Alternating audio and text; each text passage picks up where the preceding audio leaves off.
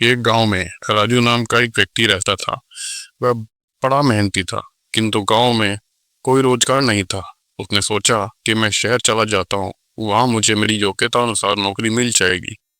यह सोचकर राजू एक दिन अपने गांव से शहर की ओर चल दिया। शहर बहुत दूर था। चलते चलते राजू थक चुका था।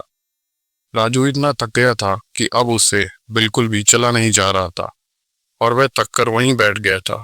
तभी राजू ने देखा कि वहां से कुछ दूरी पर एक झोंपड़ी है और झोंपड़ी में एक घोड़ा बंधा हुआ है।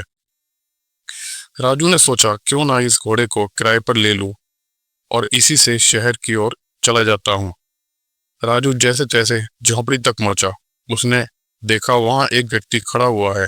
राजू समझ गया कि वह अवश्य ही घोड़े का मालिक है। राजू उस व्यक्ति से बोला, मुझे आगे शहर में जाना है और शहर यहाँ से कई किलोमीटर दूर है। मैं बुरी तरीके से थक चुका हूँ, तो क्या मैं आपका घोड़ा ले सकता हूँ? इस पर घोड़े का मालिक झंझलाते हुए बोला, तुम्हें क्या मैं घोड़े ऐसे ही दे दूं? राजू बोला, मैं आपसे घोड़ा मुफ्त नहीं लूंगा, इसके बदले में आपको घोड़े का किराया दूंगा। घोड़े का मालिक बोला, मैं तुम्हें घोड़ा किराए पर तो दे सकता हूँ, किंतु मुझे अभी दूसरे गांव जाना है। अगर तुम मुझे उस गांव तक छोड़ दो तो मैं ये घोड़ा तुम्हें किराए पर दे सकता हूँ।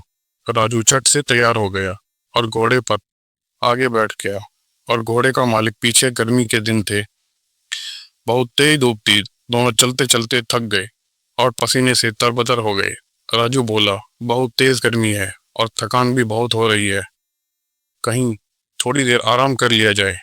दोनों ने इधर उधर देखा, किंतु कहीं पर कोई पेड़ नहीं दिखा।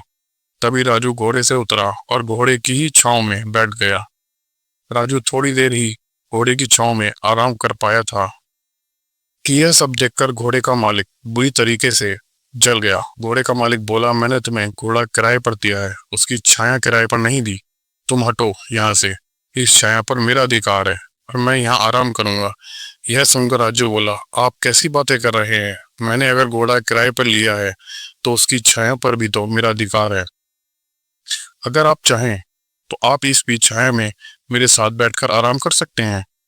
लेकिन घोड़े का मालिक बड़ा जिद्दी था। वह बोला, नहीं नहीं, इस छाया पर सिर्फ और सिर्फ मेरा अधिकार है और मैं ही इसकी छांव में बैठूंगा, तुम हटो अब।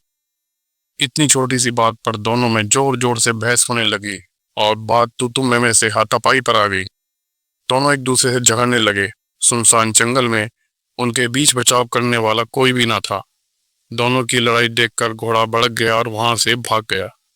थोड़ी देर बाद जब घोड़े के मालिक ने घोड़े को देखा तो वह कहीं दिखाई नहीं दिया।